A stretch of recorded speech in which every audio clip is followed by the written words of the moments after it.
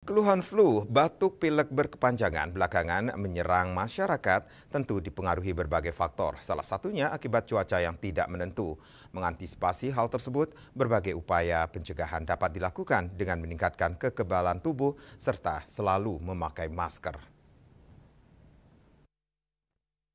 Direktur Rumah Sakit Umum Puri Raharja, Dr. Bagus Darmoyase menyebutkan, belakangan terjadi peningkatan pasien yang mengalami flu batuk maupun pilek.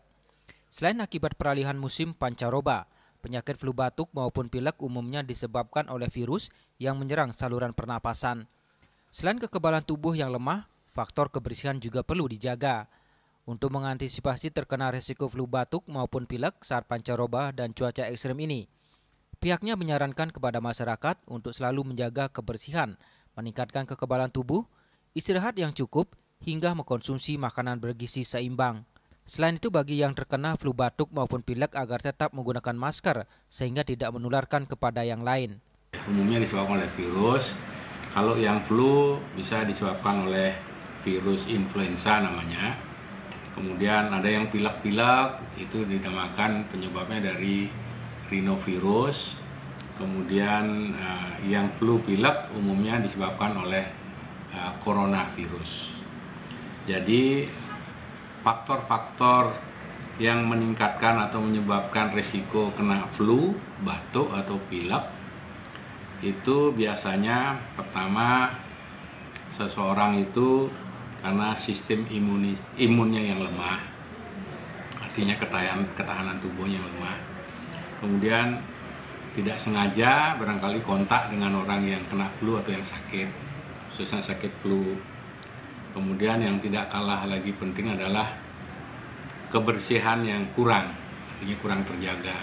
Beberapa tips yang mungkin bisa untuk membantu atau mengatasi flu, batuk, dan pilek itu, yang pertama istirahat yang cukup.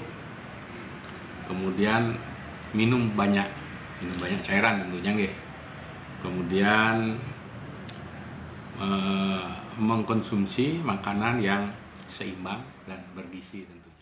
Sementara itu, dalam ilmu kesehatan Ayurveda, untuk mengantisipasi gejala flu batuk pilek dapat dilakukan melalui terapi preventif, terutama bagi anak-anak hingga usia remaja. Pengobatan dapat memanfaatkan bahan-bahan herbal atau alami yang ada di lingkungan sekitar. Terapi itu ada preventif untuk memberikan dia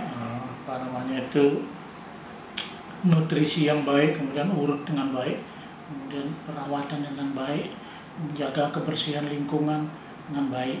Di Ayurveda istilahnya itu adalah pada pemakaian bahan-bahan yang alami, tidak memakai obat kimia. Karena apa? Karena kita berjuangnya di preventif, sehingga kalau preventif itu tidak mempan, barulah ke kuratif, ke pengobatan modern.